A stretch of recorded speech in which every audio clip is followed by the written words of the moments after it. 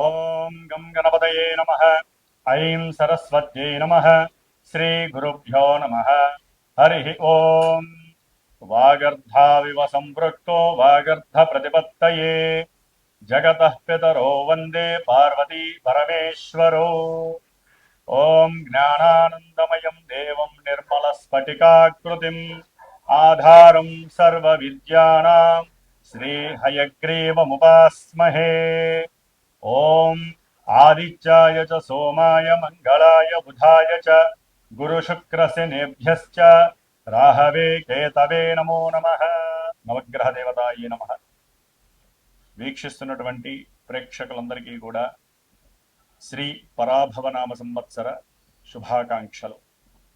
ఈ అంతరిక్ష జ్ఞానాన్ని ప్రసాదించినటువంటి మా యొక్క గురుదేవతలకి అట్లాగే పార్వతీ పరమేశ్వరులకి కూడా నవగ్రహాలకి నమస్కరిస్తూ, మరి ఈ పరాభవనామ సంవత్సరంలో మానవాళందరికీ కూడా, జీవరాశులందరికీ కూడా ప్రకృతి ద్వారా ఎన్నో విశేషమైనటువంటి శుభాలు జరగాలని, ఆయుర్వృద్ధి, ఆరోగ్యము, ఐశ్వర్యవృద్ధి జరగాలని, అనుకున్న ప్రతి కార్యక్రమం కూడా మానవాళికి శుభప్రదం కావాలని, అట్లాగే ఈ పరాభవనామ సంవత్సరంలో మరి నవనాయకుల్లో చూసినట్లయితే మనకి రాజుగారిగా గురుడు ఉండటం, ఆ గురుడికి రాజు పదవి లభించటం, అట్లాగే కుజుడికి మంత్రి పదవి, సేనాధిపతిగా చంద్రుడికి, అట్లాగే మేఘాధిపతి అర్ఘాధిపతిగా కూడా చంద్రుడికి 3 పోర్ట్ఫోలియోస్, అట్లాగే శుక్రుడికి 1 పోర్ట్ఫోలియో, బుధుడికి 1 పోర్ట్ఫోలియో లభించినాయి. శని భగవానుడికి మాత్రము ఎటువంటి అధికారము లభించలేదు. ఏది చూసినా కూడా నవనాయకుల్లో విశేషముగా ఎక్కువ మందికి శుభగ్రహాలకి ఆధిపత్యం లభించడం వలన శుభాలే కలగడానికి అవకాశం ఉంది. అట్లాగే వర్షలగ్న కుండలి ప్రకారము మీనలగ్నమైంది, జగర్లగ్న కుండలి ప్రకారము మిథున లగ్నమైంది. కాబట్టి ఈ అధిపతులు పరంగా చూస్తే గనక బుధగురుడు కాబట్టి ఎవరైనా సరే మన యొక్క ప్రపంచంలో మన దేశాలని, రాష్ట్రాలని పరిపాలించేటటువంటి నాయకులందరూ కూడా అఖండమైనటువంటి జ్ఞానశక్తిని పెంచుకొని, బుద్ధిని, వాక్కుని జాగ్రత్తగా సంభాషణ చాతుర్యంతో మాట్లాడుకొని, ఎటువంటి యుద్ధాలు, భయాలు కూడా దేశంలో ఉన్నటువంటి, ప్రపంచంలో ఉన్నటువంటి జీవరాశులకి కానీ, మానవాళికి కానీ ఎటువంటి అవరోధాలు, ఆటంకాలు కలగకూడదని మనందరం కూడా ఆ సుబ్రహ్మణ్యేశ్వరుణ్ణి ప్రార్థించిస్తూ, ఈ ఉగాది పర్యంతము కూడా దాదాపుగా జూలై ఎండింగ్ వరకు కూడా కాలమాన చక్రంలో సింహరాశిలో ఉన్నటువంటి కేతువు, కుంభరాశిలో ఉన్నటువంటి మరి రాహుగ్రహాల మధ్య గ్రహాలన్నీ కూడా కాలసర్పయోగ దోషాన్ని విలోమ పరంగా అనుభవిస్తున్నాయి. కాబట్టి ఈ మధ్యలో ఎన్నో రకాలైనటువంటి ఇబ్బందులు, ముఖ్యంగా ఉగాది తర్వాత మరి ఏప్రిల్ నెల మొత్తము కూడా మే 10వ తేదీ వరకు మరి రాశి చక్రంలో మీనరాశిలో కుజశనులు కలిసి ఉండటము అనేక రకాలైనటువంటి భయాందోళనలు, ప్రమాదాలు, అట్లాగే జల సునామీలు, యుద్ధ భయాలు కూడా ఆవరించి ఉంటాయి. కాబట్టి హనుమంతుల వారి యొక్క అనుగ్రహము మనందరికీ కలగాలని అందరూ కూడా ఆ 45 రోజులు కూడా ఎట్టి పరిస్థితుల్లో శ్రీరామ రక్షా స్తోత్రాన్ని, శ్రీరామ మంత్ర జపాన్ని, అలాగే హనుమాన్ చాలీసా పారాయణ ఎంతవరకు ఎక్కువగా అవకాశం తీసుకుంటే రోజు మొత్తంలో 5 సార్లు, 11 సార్లు, ఒక్కసారైనా సరే అందరూ కూడా మన యొక్క సనాతన ధర్మాన్ని ఆచరించే హిందుత్వం ఉన్నటువంటి వారందరూ కూడా తప్పకుండా జపించండి. సమస్త మానవాళికి, జీవరాశులకి, ప్రకృతికి ఎటువంటి విరోధాలు కలగకుండా రాజులందరూ కూడా సుభిక్షంగా ఆలోచిస్తూ మనందరినీ కూడా కాపాడే శక్తిని హనుమంతుల వారు ప్రసాదిస్తారు. ముఖ్యంగా మనకి ఈ యొక్క యుగాది పరాభవనామ సంవత్సరం నుంచి కూడా వచ్చే సంవత్సరం వరకు ఎటువంటి గ్రహణాలు లేవు. కాబట్టి ముఖ్యంగా అధిక జ్యేష్ఠ మాసము జూన్ 1వ తేదీ నుండి కూడా జూలై వరకు ఉంటుంది. జూలై 1వ తేదీన, జూన్ 1వ తేదీన, 2వ తేదీన మనకి యమునా నది పుష్కరాలు ప్రారంభమవుతున్నాయి అధిక జ్యేష్ఠ మాసంలోనే. అట్లాగే జూలై మాసంలో కూడా మనకి 15వ తేదీ వరకు కూడా నిజ జ్యేష్ఠ మాసంలో విశేషమైనటువంటి వివాహ శుభముహూర్తాలు, గృహప్రవేశాలు ఉంటాయి. జూలై 15 నుంచి కూడా మరి గురుమూఢమి, అలాగే అక్టోబర్ 19 నుంచి కూడా 1 నెల మాసము శుక్రమూఢమి కూడా కలుగుతున్నాయి యుగాది మా సంవత్సరంలో. కాబట్టి ఏదైనా సరే శుభకార్యాలు చక్కగా ఈ గురుమూఢమి, శుక్రమూఢమి లేకుండా మంచి సమయాల్లో అనుభవిస్తే చాలా మంచిది. ముఖ్యంగా ఈ యుగాది నామ సంవత్సరంలో మేషాదిగా మీనరాశి పర్యంతం వారికి, అశ్విన్యాది రేవతి నక్షత్రం వారికి కూడా రాశుల ప్రకారం ఎవరి రాశి ప్రకారము ఏ ఏ గ్రహాలు, ముఖ్యంగా మేషరాశి నుంచి మిథున రాశిలో ఉన్నటువంటి గురువు జూన్ 1వ తేదీ వరకు ఆయన అక్కడే సంచరిస్తూ, జూన్ 2వ తేదీ నుండి కూడా అక్టోబర్ 31వ తేదీ వరకు కూడా ఉచ్చస్థిత రాశి అయినటువంటి కర్కాటక రాశి మిత్ర రాశిలోనూ ఉంటూ, అట్లాగే ఆయన 5వ రాశి అయినటువంటి సింహరాశిలో నవంబర్ 1వ తేదీ నుండి జనవరి 25 వరకు కూడా రుజుమార్గంలో ఉండి, జనవరి 25 నుంచి జూన్ 15, 16 వరకు కూడా మరి మళ్ళీ వక్రించి కర్కాటక రాశిలో సంచారం చేస్తూ ఉంటారు. కాబట్టి గురువు యొక్క అతిచార సంచార ప్రభావం వలన ఎన్నో రాశుల వారికి మూడు విధాలైనటువంటి ప్రభావాలు, మంచి చెడులు జరగడానికి అవకాశం ఉంటుంది. మరి ఆ యొక్క గురువు యొక్క అధిచార ప్రభావం తొలగాలంటే ఎక్కువగా గురు దత్తాత్రేయుని వారి యొక్క చరిత్రను కానీ, లేదా దక్షిణామూర్తి వారి యొక్క పూజలు హోమాలు కానీ చేసుకోవడం ద్వారా నిత్యము కూడా అందరూ కూడా ముఖ్యముగా గురువుకి సంబంధించినటువంటి, శనికి సంబంధించినటువంటి విష్ణు సహస్రనామ పారాయణ ఎవరైతే చేస్తారో నక్షత్ర దోషాలన్నీ కూడా తొలగిపోయి శుభప్రదమైనటువంటి వివాహ యోగాలు కానీ, విద్యా యోగాలు, సంతాన యోగాలు, అట్లాగే గృహ యోగాలు కలగడానికి అవకాశాలు ఉన్నాయి. ముఖ్యంగా మరి ఈ యుగాది పరాభవ నామ సంవత్సరంలో ద్వాదశ రాశుల వారికి ఏ ఏ రాశుల వారికి ఏ విధంగా ఉంటుందో తెలుసుకునే ముందు మరి ఒక్కసారి గురువు యొక్క నామస్మరణం. ఓం గురవే సర్వలోకానాం భిషజే భవరోగిణాం నిధయే సర్వ విద్యానాం శ్రీ దక్షిణామూర్తయే నమో నమః. కన్యారాశి శ్రీ పరాభవ నామ సంవత్సరంలో కన్యారాశి వారికి సంబంధించినంత వరకు గ్రహాల యొక్క గోచార స్థితిని మనం గమనించినట్లయితే గనక ముఖ్యంగా ఆదాయము, వ్యయము, అవమానము, రాజపూజ్యము ఈ యొక్క కన్యారాశి వారికి ఈ విధంగా ఉంది. అట్లాగే కన్యారాశిలో ఉన్నటువంటి కొన్ని నక్షత్ర సముదాయాలు, ముఖ్యంగా ఉత్తర ఫల్గుని నక్షత్రము 2, 3, 4 పాదాల వారు, హస్తా నక్షత్రము 1, 2, 3, 4 పాదాల వారు, చిత్తా నక్షత్రము 1, 2 పాదాల వారు, ఈ నక్షత్ర సముదాయము కలిగినటువంటి కన్యారాశి వారికి మరి ఈ సంవత్సరాంతము కూడా సప్తమంలో ఉన్నటువంటి శనిగ్రహ ప్రభావము కొంత ప్రతికూలమైనటువంటి పరిస్థితుల్ని కలుగజేస్తూ భార్యాభర్తల యొక్క సంబంధ విషయాల మీద, దాంపత్య సౌఖ్యం మీద కూడా ప్రభావితం అధికంగా చూపిస్తోంది. అట్లాగే ఎవరైనా సరే 2, 4, 6 కలిసి పెట్టేటటువంటి వ్యాపార భాగస్వామ్యము కూడా పెట్టుబడులకి సంబంధించినంత డబ్బు, ధనము రాబడి రాకపోయినటువంటి పరిస్థితి, ఇరువురి మధ్య సరైనటువంటి అనుకూల ప్రభావము, మాట స్వభావం కావచ్చు, సంభాషణ చాతుర్యం కావచ్చు లేకపోవటం, ఒకవేళ కష్టతరంగా వారు పెట్టినా కూడా లేనిపోని అప్పుల సమస్య, అట్లాగే కోర్టుల సమస్య కలిగే ఆ వ్యాపారం మధ్యలోనే ముగింపు కలిగేటటువంటి పరిస్థితి. అట్లాగే కన్యారాశి వారికి ఈ యొక్క శనిగ్రహ దృష్టి ప్రభావం చేత విద్య యందు ఆటంకాలు, ఉన్నతమైనటువంటి విద్య చదువుకోవాలనుకున్నా, ఆ విద్య ద్వారా విదేశాలకు వెళ్ళాలనుకున్నా కూడా ప్రతి విషయంలో ఆటంకాలు, ఆపదలు, అట్లాగే అనుకున్న కార్యాలలో ముందుకు వెళ్ళలేక జాప్యం జరగడం, ఒక్కొక్కసారి వీరు చేసేటటువంటి స్వప్రయత్న లోపం కావచ్చు, ఇవన్నీ కూడా విముఖంగా కనిపిస్తూ ఒక్కోసారి వైరాగ్య ధోరణి కూడా కన్యారాశి వారికి కలుగుతుంది.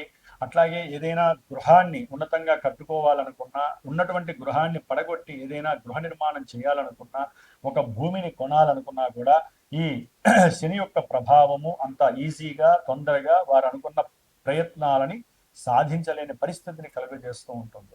కాబట్టి ఈ సంవత్సరాంతము కూడా వీరు శనికి సంబంధించినటువంటి ఏదైనా ధ్యాన శ్లోకాలని ఆరాధించండి. అట్లాగే రావి వృక్షాన్ని చక్కగా ప్రతి శనివారము ఆరాధించండి. అట్లాగే లేనటువంటి వాళ్ళకి దాన ధర్మాదులు చేస్తూ ఉండండి. ఎవరికైనా సరే సమస్య వచ్చినప్పుడు, ఓకే మాకు శని యొక్క సంబంధం సరిగ్గా లేదు కాబట్టి మాకు కర్మదోషాలు వెంబడిస్తున్నాయని చెప్పి వారికి వారే దాన్ని అన్వయించుకొని ప్రశాంత చిత్తంగా మౌనంతో ఉండటం చాలా విశేష పదం. భార్యాభర్తలు కావచ్చు, వ్యాపార భాగస్వాములు కావచ్చు, ఉన్నంతలో విద్యాలయాల్లో పనిచేసేటటువంటి వృత్తి ఉద్యోగాలు కావచ్చు, లేదా కార్మికులు కావచ్చు, ఇంకా వాహనాల్ని ఎప్పుడూ కూడా బయట ట్రాన్స్పోర్ట్ చేసేటటువంటి వాళ్ళు కావచ్చు, వాహనం మీద ప్రయాణం చేసే వాళ్ళు కావచ్చు, వీరికి కొన్ని భంగాలు కలిగి ఆటంకాలు, ప్రమాదాలు కలగడానికి ఈ యొక్క శనిగ్రహ ప్రతికూలత్వ ప్రభావం అధికంగా ఉంది కాబట్టి మరి శనికి జపాన్ని ఆచరించి మృత్యుంజయ పాశుపత హోమాన్ని ఆచరించండి. చాలా చక్కటి ఆ అనుభవంలో ఆయన యొక్క ఆయన ఇచ్చేటటువంటి ప్రతికూల ప్రభావాలు తగ్గి అనుకూలమైనటువంటి ప్రభావాలని రప్పించుకోవడానికి కొంత మీరు సంపాదించిన సొమ్ములోంచి కొంత ధ్యానాలు, అట్లాగే దాన ధర్మాదులు, హోమాదులు, పూజలు, పునస్కారాలు ఇలాంటివి చేసుకుంటూ ప్రతి శనివారము హనుమంతుడికి ప్రదక్షిణాలు చేస్తూ హనుమాన్ చాలీసా 5 సార్లు మీరు గనక ప్రయత్నపూర్వకంగా 8 సార్లు గనక చేసినట్లయితే చాలా విశేషమైనటువంటి సౌఖ్యకరమైనటువంటి పరిస్థితి ఈ యొక్క సంవత్సరం అంతా మీకు లభిస్తుంది. అట్లాగే ముఖ్యంగా కన్యారాశి వారికి డిసెంబర్ 5 వరకు కూడా రాహువు అనేటటువంటి గ్రహము 6వ స్థానంలో ఉండి శత్రు రోగ రుణ విముక్తుల్ని కలుగజేస్తూ అనుకున్నటువంటి ప్రతి కార్యంలో కూడా విశేషమైనటువంటి ఆర్థిక వృద్ధిని కలుగజేస్తూ ఉంటుంది. ఉద్యోగంలో కూడా మీరు చేసేటటువంటి వృత్తి ఉద్యోగాదుల్లో ఈ యొక్క రాహువు యొక్క దృష్టి పడుట చేత కాస్త అనుకూలమైనటువంటి సాహసోపేతమైనటువంటి నిర్ణయాదుల ద్వారా మీరు మాట్లాడే సంభాషణ చతురత అవతల వ్యక్తుల్ని ఆకట్టుకునేలాగా ఉండటము, చేసే ప్రతి కార్యము కూడా ఈ రాహుగ్రహము డిసెంబర్ 5 వరకు కూడా ముందుకు తీసుకెళ్లే స్వభావం కలిగి ఉంటుంది. అయితే దశమంలో ఉన్నటువంటి గురుగ్రహము ఈ యొక్క కన్యారాశి వారికి జూన్ 1వ తేదీ వరకు కూడా ఈ సంవత్సరము ఆయన అక్కడ ఉండటం ద్వారా ఉద్యోగాదుల్లో మార్పులు చేర్పులు, కొంతమందికి ఉద్యోగ అవకాశాలు చేజారిపోవటము, అట్లాగే ఏదైనా వాహనాలకు సంబంధించినటువంటి విషయాలలో తరచూ అమ్మకాలు జరపడము, కొనాలనుకున్నా కొనలేని పరిస్థితి కలగటము, గురుచండాలత్వ దోషము రాహుగురుడికి సంబంధం ఉండటం ద్వారా వీరు ఎక్కువగా అనుకున్న కార్యాలు విజయవంతం కావాలన్నా, ధనవృద్ధి కలగాలన్నా, కోర్టు కేసులు ఏదైనా సరే ఉద్యోగరీత్యా కావచ్చు, భార్యాభర్తల ఎడబాట్లుగా పరంగా కావచ్చు, లేదా విద్యాపరంగా విద్యాలయాల్లో ఏదైనా విద్యాలయాలు నడిపేటటువంటి వాళ్ళకి కోర్టు సమస్యలు ఉన్నా సరే, డబ్బు ఖర్చు అవుతున్నా వారు ఈ యొక్క చండాలత్వ దోషం పోవటానికి గురుగ్రహ పాశుపత రుద్ర అభిషేకాన్ని ఆచరించటము, గురుగ్రహానికి సంబంధించినటువంటి జపాన్ని ఆచరించడం చాలా విశేషప్రదము. అయితే గురువు యొక్క అతిచారత్వ ప్రభావం అనేటటువంటిది 3 రాశులు మారుతుంది ఈ సంవత్సరము. కాబట్టి జూన్ 2వ తేదీ నుండి కూడా అక్టోబర్ 31వ తేదీ వరకు ఈ యొక్క గురుడు తన యొక్క మిత్రరాశి అయినటువంటి ఉచ్చస్థిత రాశి అయినటువంటి కర్కాటక రాశిలోకి ప్రవేశించగానే వీరికి అనుకున్న విద్యా అవకాశాలు లభిస్తాయి. విద్యార్థులకి చాలా యోగకరమైనటువంటి కాలము, ఉన్నతమైనటువంటి విద్యాభ్యాసము చాలా ఈజీగా వీళ్ళకి పార్టిసిపేట్ చేస్తారు. ఏదైనా గృహ నిర్మాణాలు చేపట్టాలన్నా, భూములు కొనాలన్నా విశేషమైనటువంటి కాలంగా మీరు భావించాలి. అట్లాగే ఉన్నతమైనటువంటి వాహన యోగాదులు కలుగుతాయి, సంతాన వృద్ధి, వివాహ సిద్ధి కలుగుతాయి. సంతాన పరంగా కూడా విశేషమైనటువంటి విద్యా లాభం కలుగుతుంది. కన్యారాశి వారికి ఏది ముట్టుకున్నా కూడా బంగారమా అన్నట్టుగా ఉంటుంది. ప్రస్తుత కాలమాన పరిస్థితుల్లో బంగారాన్ని కాకపోయినా వెండి ముట్టుకున్న ఫలితాన్నైనా ఈ యొక్క గురువు ప్రసాదిస్తూ ఉంటాడు.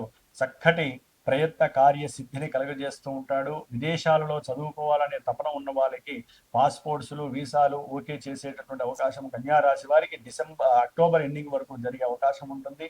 కొంతమంది వెళ్ళే అవకాశం కూడా గురుడు ప్రసాదిస్తూ ఉంటాడు ఉన్నత విద్యాభ్యాసం గురించి. అట్లాగే ఏదైనా సరే వ్యాపార రీత్యా కావచ్చు, లేకపోతే వివాహ రీత్యా కావచ్చు, మీరు అనుకున్నటువంటి సంకల్పం సిద్ధించడానికి ఇది చాలా సరైనటువంటి సమయంగా భావించండి. భార్యాభర్తలు కూడా విడిపోయిన వాళ్ళు కలిసి అనురాగవంతంగా సంభాషణతో కూడినటువంటి చక్కటి జీవితాన్ని వీరు గడపడానికి ఇష్టపడతారు.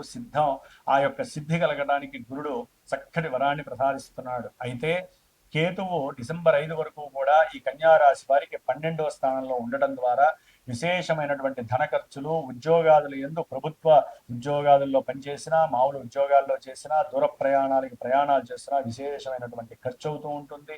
అందరి చేత మాట పడాల్సి ఉంటుంది. ఒక్కోసారి వీరికి అనారోగ్యం ఎందుకు వస్తుందో తెలియదు, ఎందుకు పోతుందో తెలియదు.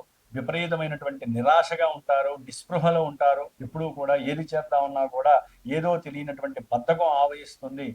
ఒకవేళ ఆ పని చేసిన కార్యం కాకపోవడమే అధికంగా ఉండే అవకాశం ఉంటుంది. డిసెంబర్ 5 తర్వాత కేతు లాభంలోకి ప్రవేశించగానే కర్కాటక రాశిలో అనుకున్న ప్రతి విషయము కూడా లాభసిద్ధి కలుగుతుంది. విద్యార్థులకి మంచి జ్ఞానము ఆ గణపతి ప్రసాదిస్తాడు. వాహన యోగాదుల్ని కూడా గృహ లాభాదుల్ని కలుగజేయడానికి ఎవరైతే గణపతిని నిత్యము డిసెంబర్ 5 తర్వాత స్మరిస్తే కేతువు యొక్క అభివృద్ధి, కేతువు యొక్క అనుగ్రహంతో పాటుగా లక్ష్మీ గణపతి హోమాన్ని ఆచరించే వాళ్ళు, ఏదైనా శుభకార్యాలు, శుభ విద్యలు నేర్చుకునేటటువంటి వాళ్ళు కావచ్చు, వివాహ యోగాలు కావాలనుకున్న వాళ్ళు లక్ష్మీ గణపతి హోమాన్ని ఆచరించి చేసుకున్నట్లయితే విశేషమైనటువంటి సౌఖ్యము కలుగుతుంది. అదే సమయంలో డిసెంబరు మరి 5 తర్వాత ఈ రాహువు శుభ రాశిలోంచి పంచమ రాశి అయినటువంటి మకర రాశిలోకి ప్రవేశించినప్పుడు కాస్త మీరు షేర్స్లో కానీ స్పెక్యులేషన్స్ స్టాక్ మార్కెట్లలో జూదాల్లో ధనాన్ని పెట్టేటప్పుడు ఆచితూచి వ్యవహరించండి.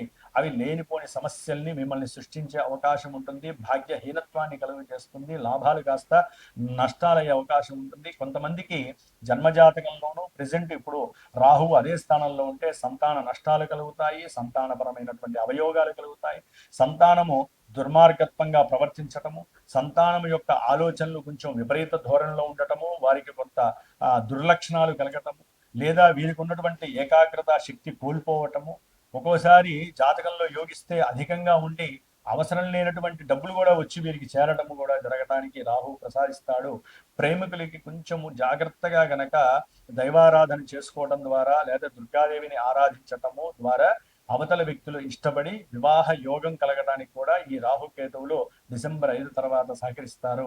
ఏదేమైనప్పటికీ కూడా గురువు మరి త్రిరాశి సంచారము అంటే 3 రాశుల్లో ఈ సంవత్సరం అంతా కూడా తన యొక్క అతిచారత్వ ప్రభావం, సంచార ప్రభావం అనేటటువంటిది ఒక్క జూన్ 2వ తేదీ నుండి అక్టోబర్ ఎండింగ్ వరకు మాత్రమే అవకాశము, మళ్ళీ ఫిబ్రవరి నుంచి జూన్ వరకు మాత్రమే మంచి శుభ అవకాశాలు వస్తున్నాయి. 12వ రాశి అయినటువంటి సింహరాశిలోకి వచ్చినప్పుడు ఉద్యోగంలో నవంబర్ 1 తర్వాత కన్యారాశి వారికి ఆర్థికపరమైనటువంటి ఇబ్బందులు, తండ్రిపరమైనటువంటి సమస్యలు, అనారోగ్య సమస్యలు, అట్లాగే విద్యలో అనుకున్నటువంటి వృద్ధి లేకపోవటము, గృహ భూ సంబంధిత విషయాలలో ఎన్నో అప్పులు సొప్పులు చేయవలసినటువంటి విషయాలు, అప్పులు ఇచ్చిన వాళ్ళు మిమ్మల్ని ఇబ్బంది పెట్టడము, ఇట్లా గవర్నమెంట్ ఉద్యోగస్తులకైతే కనుక ఉద్యోగాదుల్లో కాస్త తీసివేసేటటువంటి పరిస్థితులు కలగటము, వేరే చోటికి ట్రాన్స్ఫర్స్ చేయటము, ఇట్లా ఎన్నో అవరోధాలు కలిగేటటువంటి పరిస్థితులు గురువు కలుగజేస్తున్నాడు. కాబట్టి వీరు జూన్ 1వ తేదీ వరకు మరలా నవంబర్ 1 నుంచి కూడా మరి ఫిబ్రవరి 1 వరకు కూడా గురుగ్రహ బలము కోసము కన్యారాశి వారు, విద్యార్థులు, దంపతులు, ముఖ్యంగా వ్యాపారస్తులు కావచ్చు, సంఘంలో కీర్తి ప్రతిష్టలు కావాలనుకున్నటువంటి వాళ్ళు కావచ్చు, అన్ని పనులు ఆగిపోతున్నాయి అనుకున్న వాళ్ళు దక్షిణామూర్తి యొక్క ఆరాధన చేయండి. గురువు యొక్క జపాన్ని ఆచరింపజేసి బృహస్పతి పాశుపత హోమాన్ని, వివాహం వాళ్ళైతే కనుక ఆడపిల్లలైతే కనుక వర పాశుపతాన్ని, పురుషులైతే కనుక వివాహం కోసము శని వలన ఆగిపోతున్న వాళ్ళైతే కనుక తప్పకుండా కన్యా పాశుపత హోమాన్ని ఆచరించండి. మరి పునర్భూ దోష భావం అనేటటువంటిది కన్యారాశి వారికి అధికంగా ఉంటుంది శని వలన. గురువు కూడా బాలేదు కాబట్టి ప్రతి మాస శివరాత్రికి లేదా శనివారాలు కానివ్వండి తప్పకుండా ఈశ్వరాభిషేకము పంచామృతాలతో ఆయన్ని అభిషేకించడం ద్వారా పూర్వజన్మల్లో చేసుకున్నటువంటి పాపకర్మలు అన్నీ కూడా తొలగిపోయి అనుకున్న పనులు సరైన సమయంలో అవడానికి అవకాశాలు ఉంటాయి. ఏదేమైనప్పటికీ ఈ సంవత్సరాంతము హనుమాన్ చాలీసా చదవండి, అట్లాగే గురు చరిత్ర పారాయణ చేయండి, దత్త కవచాన్ని పారాయణ చేయండి, సాయినాథుడిని ఎక్కువగా దర్శనం చేసుకోండి, అన్ని విధాలా సౌలభ్యకరమైన.